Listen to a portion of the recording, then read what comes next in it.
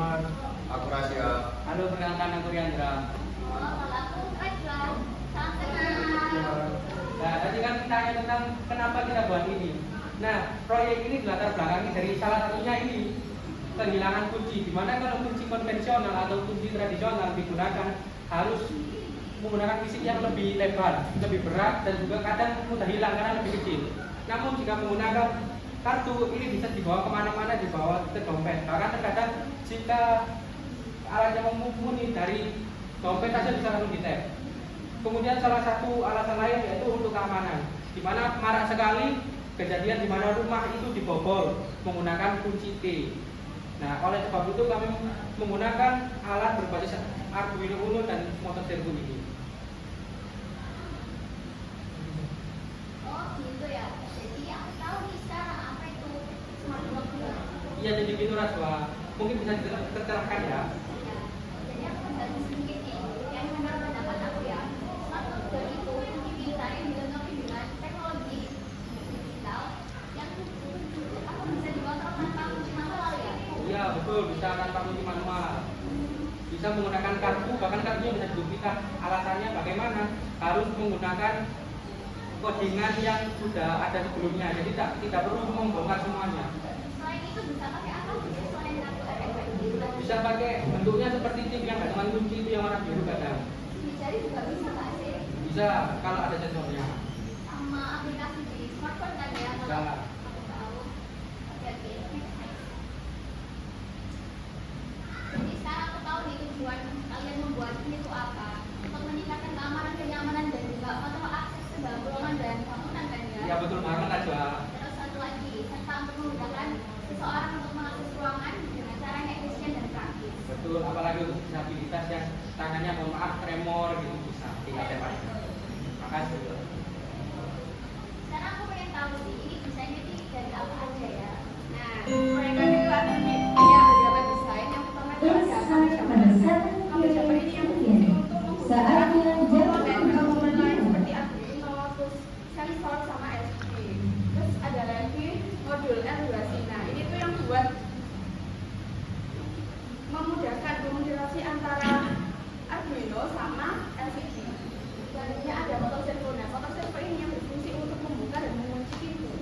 Lalu ada LC522 dan Arduino Uno. Nah, Arduino ini sebagai pusat berjalannya proyek ini. Kalau misal Arduino-nya rusak, ini proyeknya nggak bisa berjalan. Terus ada kabel USB, ada power bank, pin model atap, lalu ada dinding yang terbuat dari kardus, terus ada layar LCD. Nah, biasanya layar LCD ini kalau mau membuka atau mengunci pintu itu bakal menampakkan tulisan pintu telah terbuka atau pintu telah terkunci. Terus ada juga kartu RFID yang warna putih ini yang buat membuka atau mengunci gitu. Nah, ada juga pagar dari stick es krim, lalu ada hiasan dan kain flanel. Selanjutnya alat dan bahan yang kita gunakan buat membuat ini tuh yang pertama ada lem tembak, kedua gunting, lalu ada lagi kamera sama penggaris. Selanjutnya ada pensil juga, power bank ini buat apa ya? Biar proyeknya ini bisa berjalan gitu. Terus ada ini apa namanya? Papan Arduino. Terus ada juga motor servo. Terus ada juga satu RFID RC522, lalu ada LCD, satu jammer dan kardus buat pengatur rumahnya. Nah, selanjutnya yaitu ada 15 batang stick es krim, 4 lembar kain flanel dan 1 botol cat warna merah, 4 batang PC dari lem tembak. Gimana sih cara pembuatannya? Nah, ini aku jelasin secara general aja ya. Karena kebetulan mohon maaf videonya tidak bisa dilanjutkan. Nah, secara awalnya kita bisa membuat dari struktur bangunannya terlebih dahulu. Mungkin bisa langsung dari alatnya. Cuma kenapa saya pilih strukturnya dulu? Karena kita bisa menyesuaikan antara jarak servo ke pintunya. Karena posisi servo itu di belakang pintu yang membuka dan menutup.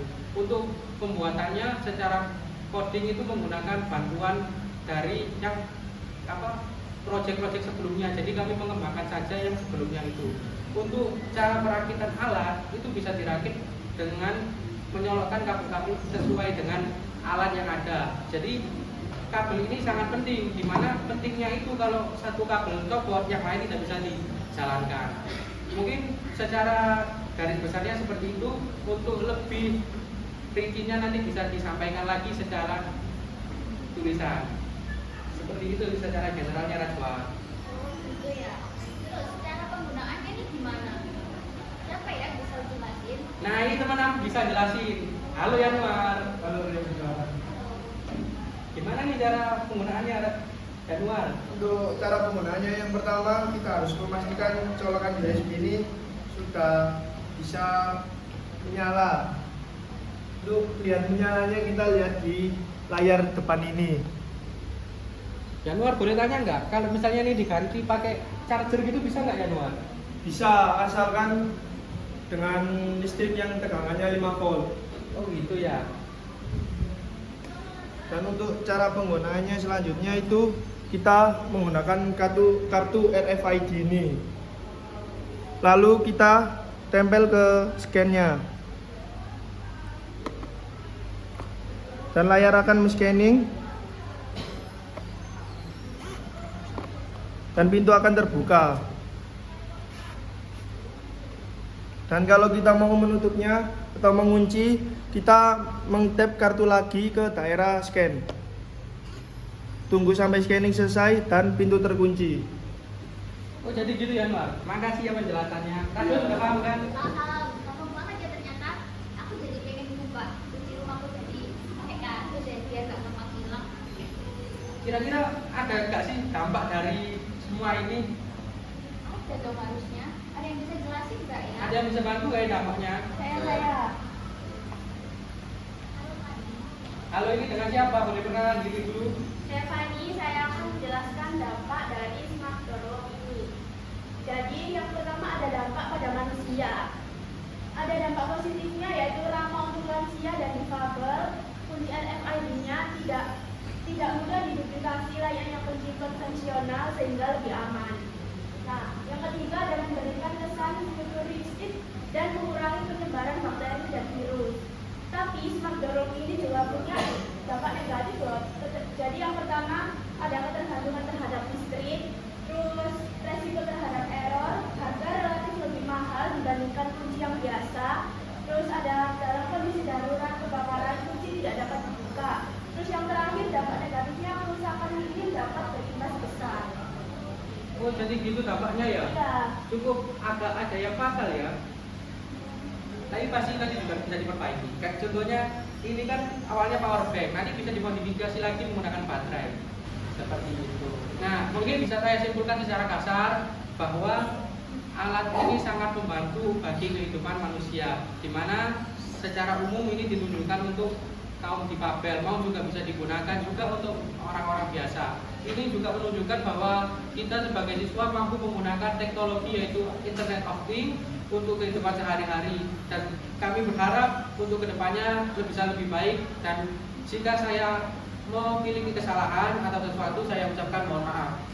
Sebelumnya saya ucapkan terima kasih kepada Pak Habib atas waktu yang diberikan dan meminta maaf untuk nama kelompok atas kurangnya presentasi kali ini. Saya tutup. Wassalamualaikum warahmatullahi wabarakatuh.